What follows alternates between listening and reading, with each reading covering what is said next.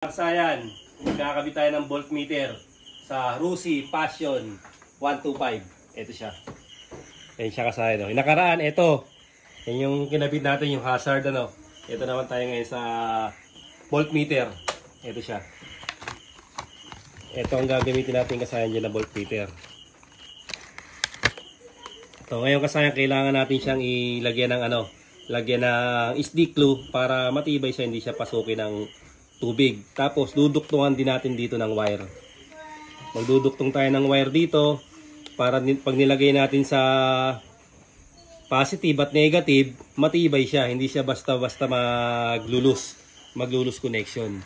Tapos kasayan yung pwestuhan, ito naman, pwede siyang itornilyo. Yung iba kasayan, tinotornilyo nila ganito. Dito nila, halimbawa, dito nila pinopwesto. Yan, tapos dyan siya nakaipit. Yung iba, ganun lang, naghahanap lang sila ng dikitan. Pero kasayan, ang gagawin natin dito, para walang istorbo, kahit mag-wiring, dito lang natin siya ilalagay. Kinikable tie lang yan kasayan. Pag hindi natin ginamit to, ang gagamitin, halimbawa, dito. Yan, didikit nyo siya dyan, Depende kasi kasayan sa kung saan kayo nagagandaan na pwesto. Dito, i-cable tie natin, ganito yung forma niya. Ipapasok nyo lang yung dalawang cable tie kasi may kasama naman siyang cable tie pagka nabibili siya. Ito siya Saka kasaya kung gusto niyo yung magandang kulay, yung kahit tanghali nakikita siya. Bali, ang magandang kulay kasayan, blue or green.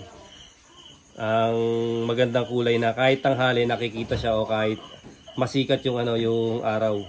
Ngayon kung naka-tricycle ka naman, nakakulong-kulong, kahit anong kulay kasi may bubong naman yun. Kitang-kita siya. Ito siya Ito yung forma natin, tapos lalagay natin dito siya. Dito natin siya ilalagay. Tutukan mo para makita nila na ilalak natin. Ito. Tutukan mo dito. Sa cable tayo yun. Para makita. Ilalak natin dyan. Tapos yung kabila, ganun din. Bali, dalawa yan. Pwede nyo pa naman siyang dagdagan kung gusto nyo dagdagan yung yung pinaka cable tie. Ito siya. Dadagdag tayo kasaya ng mga tutorial dito hanggat hindi pa naman kinukuha ng may-ari yung niya. Yung motor niya. Ayan siya kasaya na halimbawa, maluwag pa siya. Pag dinikit naman natin sa gilid yan, hindi na siya gagalaw. Pwede pa nating dagdagan gawing tatlo o apat yung cable tie yung niya. Pwede rin dito siya ilagay, depende sa inyo kasi dito sa harap. Yan, ito na siya Tapos pag gusto yung makita, pwede nyo siyang iharap-harap. Pag dinagdagan natin ng cable tie to, syempre mas matigas na siya. Ito magiging forma niya. Tapos kasayin ito, dito natin papadaanin. Ang gagawin ko dito kasayan, para mabilis na tayo, lalagyan ko to ng lalagyan ko ng stick glue, tapos duktungan ko siya ng wire na matibay para pagka nilagay ko sa positive negative, okay na okay siya. Tatanggalin namin to kasayan, itong cover lang kasayan na yung tatanggalin natin. Tapos pabalikan namin kayo. Natin siya ng naduktungan natin ng wire. Ito na yung natin. Pagka magkakulay siya kasayan, ang ginagawa kong palatandaan dyan, yung nakatalop na kagad siya, yun ang negative. Tapos yung wala pang talop, yun ang positive. Tapos eto na siya, nilagyan na natin ng pang yung pinaka stick glue. Yung ganito. Ito siya, stick glue para hindi kagad pumasok yung tubig sa loob. Tapos ito kasayan, iniipit lang to. Ito siya, kabila. Siya kasaya na ipit lang dito, papasok sa apat na kanal yan. Yan siya kasaya na pag ipapasok natin Yan siya Tapos dito yan dadaan sa sa likod niya. Dadaan sa likod, pasok dito.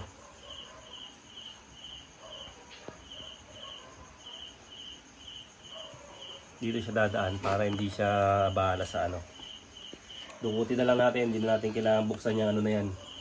Papalusutin dito, tutok mo dito para makita nila yung wire. Papalusutin natin dito sa head. Ito. Pagka nalusot na, saka natin kukunin.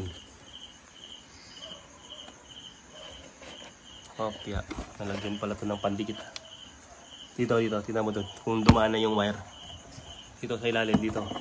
Yun o. Tingnan mo to, kailangan diretsuin mo to. Para makita yung ano, ay, sa kabila pala lumusot. Ito siya o. Lumusot sa kabila. Dito natin siya papadaanin. Pagdaan niya rito, papalusutin uli natin. Tapos hanapin natin yung flasher relay. Ito siya dito. Pagdating dito, pwede na natin siya i-cable tie dito. Cable tie na lang din natin dito para hindi ano yung pinaka wire niya. Ayan dyan, sa baba na lang. Para medyo maganda-gandang tingnan. Pwede natin siya i-cable tie kasama na lang dun. Ito na siya ngayon. Ito yung negative. Dito na lang tayo pupunta sa may pinaka ng flasher relay. Dahil makikita na natin dito yung yung kulay green. Kung may nakaabang na body ground, pwede rin naman. Pwede rin maglagay sa body ground ito. Pero itong load nito masyadong lang to, magaan yung voltmeter. Itong kukunin natin yung kulay green. At saka itong kulay black. Ito siya oh. Sa may black meron na siyang nakalagay. Ito kulay black oh. Dito na tayo kukuha. Tapos dito naman tayo kukuha sa kabila. Sa green. Ganito. Pwede rin dito pwede dito sa kabila na to pwede rin dito. Ito siya ito yung kulay green. Medyo luwagan lang natin konti. Para makapasok yung natin, yung pang ng wire stripper natin. Pag masikip hindi siya makakapasok Ito tingnan niyo yung black meron na nakalagay na red. May nakalagay na red sa black. Dito tayo kukuha sa sa kulay red. Okay na yun. Doon din ang diretso yun ito. Ito yung kulay black. Yung kulay red. Kulay black ng accessory wire. Ito yun. Kasi may palatandaan ako. Ito yung negative. Pagtalop natin, lalagyan natin sa kulay black yung kulay pula ng kulay pula ng voltmeter. Ngayon, mayroon sa atin na comment na paano mag-fast charge ng Rusi Passion. Titingnan natin kasaya kung mahina lang ba siyang mag-charge. Hindi naman natin ito kailangan i-fast charge kasi ang regulator nito kasaya ito na. Tingnan mo, ito. Pakita mo sa nila yung regulator. Ayan ang regulator niya. Full wave regulator na siya. Ayan malaki na.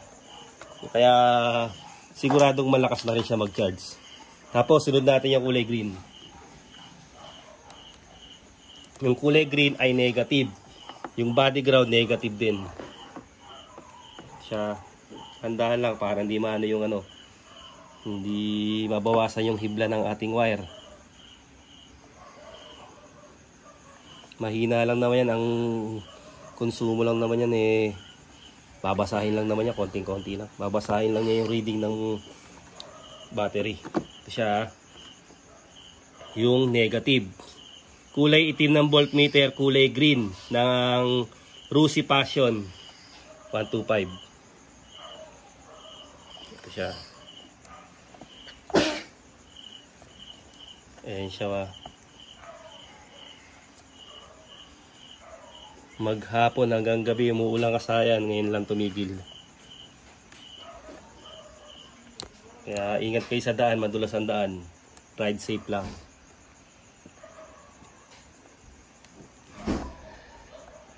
Ito na siya. Ayan siya kasayan Tapos testing na kagad natin. Ito na kasayan dito ka sa harapan. Dito. Pakita mo na 12.1 lang siya kasayan. Ayan 12.12. Medyo tutukan mo ng konti para masikita nila. Atras. Okay, testing natin. Ito na siya ngayon. Nag-charge. Ayan siya kasayan Makikita nyo agad na nag-charge siya. Bali, nag-aano siya.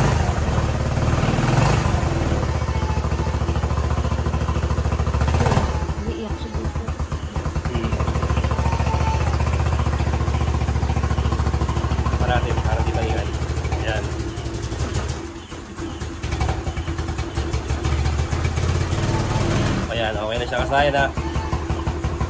Monitoring na kasayan yung ano, yung volt natin. 13.9, 14 inaabot niya. Medyo atras mo para mas kita nila. Kasi nag-ano yun, parang nag-ground din sa ano eh, sa cellphone yung ano eh, voltmeter, kaya nag-ano yung kulay yung ano niya. Balik mo rito. Dito sa kabila. Oh, ito lang kasayan na yung kulay black, ilalagay natin sa kulay green ng passion. Yung kulay red, ilalagay natin sa kulay black. Yung black ng voltmeter, ilalagay natin sa green or body ground. Tapos yung red ng voltmeter, ilalagay natin sa kulay black. Sa black ng voltmeter. Ganun lang kasayan yung paglalagay ng voltmeter. Para malaman natin kung lobat ba siya, overcharging. Malalaman kung sira na ang battery, sira yung regulator, hindi nagcha-charge, o stator. Ganun siya ka-importante. Isa sa pinaka-importante accessory ng ating motor, itong voltmeter. Yan siya kasayan ha. Oh, tira mo ngayon dito. Ayan na siya kasayan. 12 point. Natin isa pa. Sasahin ha.